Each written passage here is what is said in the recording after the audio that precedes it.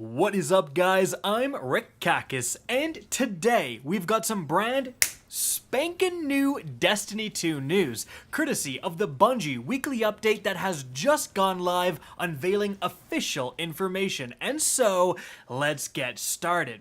Now, this week, there is a lot of things going on. First things first, Iron Banner is currently ongoing, and this one is a particularly exciting one because there's actually 4 brand new Iron Banner weapons, and all 4 of them have some pretty decent roles, with especially the Shotgun's PvP god roll being really desirable. If you want to know more about these weapons, I've done a video breaking down all of their god rolls that's linked up above. However, the reason I mention this is because it turns out the Iron Banner rewards are glitched. You cannot get either the new shotgun or the new machine gun from turning in tokens, from completing bounties, or from the end screen rewards in game. You can only get them once per character for doing that main Iron Banner quest that you pick up from Lord Saladin. So if you haven't turned in all of your tokens yet, if you haven't turned in your bounties yet, or you haven't grinded Iron Banner at all, keep that in mind. Save your tokens, save even your bounties if you don't need the pinnacles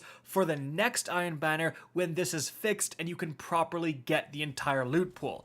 So, moving on from there, we also have a new Nightfall rotation. The Hung Jury Scout Rifle is back for the first time since Destiny 2. This was an extremely iconic weapon, definitely a great time to get in there and farm this weapon. It has some incredible rolls. Again, did a video breaking all of that down.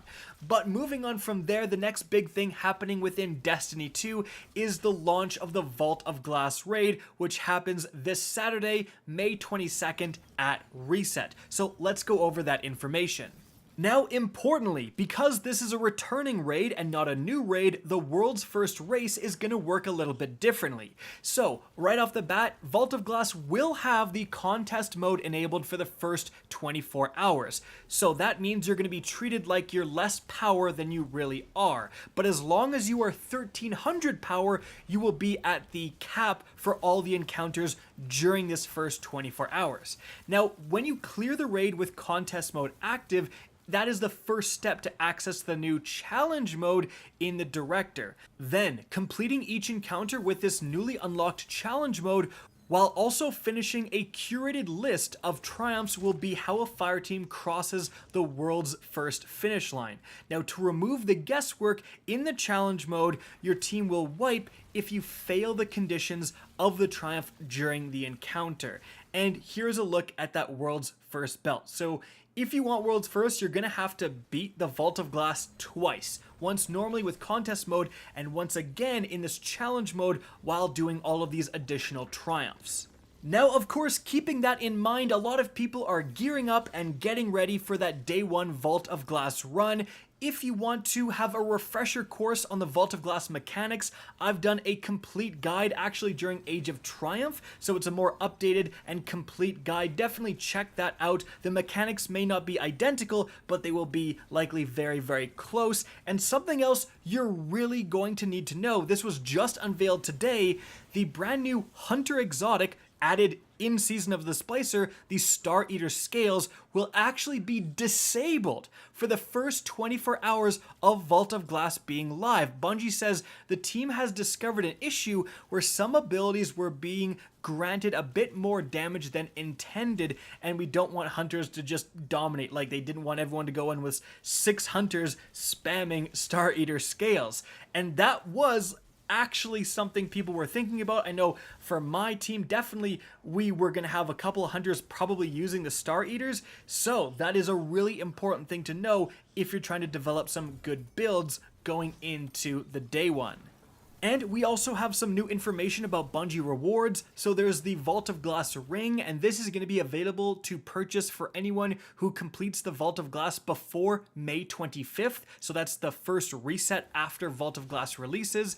And then we have the new Vault of Glass jacket, and that's going to be available to anyone who completes Vault of Glass by June 1st. That is a much longer time. But it is time to move on from there and talk about crossplay.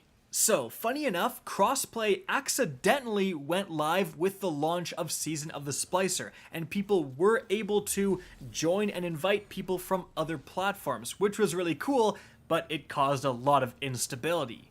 Now, Bungie says they're still planning on introducing crossplay for real, full-fledged by Season 15, which is next season, but there's going to be some crossplay betas, one of which is starting early next week. So, from May 25th to May 27th, a unique Vanguard Strikes crossplay beta playlist will be available to all players in Destiny 2. You'll be match-made with Guardians playing on PlayStation, Xbox, Steam, and Stadia. As you fight through enemy waves of darkness, our teams will be scouring the data and performing a multitude of actions to test integrity of the upcoming crossplay system. And as a token of Bungie's appreciation for your time, any player who completes 3 strikes in that playlist will be awarded this Stars Crossed emblem. So that's definitely something you collectors want to jump on. Now, something of note, this is going to be matchmaking only. You're not able to form a fire team and then go in. And lastly, we have some brand new Twitch Prime rewards, and here they are. You can get the Vigilance Wing, exotic pulse rifle, an ornament for it, then an exotic sparrow, and an exotic ghost, whatever those are called. Projection, that's it. And so guys, that is it for the video. I hope you enjoyed and found this informative. If you did, please remember to help me out by simply rating and especially sharing this video. If you guys want to see more Destiny 2 content similar to this, don't be afraid to slap that subscribe button. If you want to get in touch with me and keep up to date with the latest channel activity, the best way is to follow me on Twitter at RickKakis. That's linked in the description down below. Again, I hope you enjoyed the video, and as always, have a good day.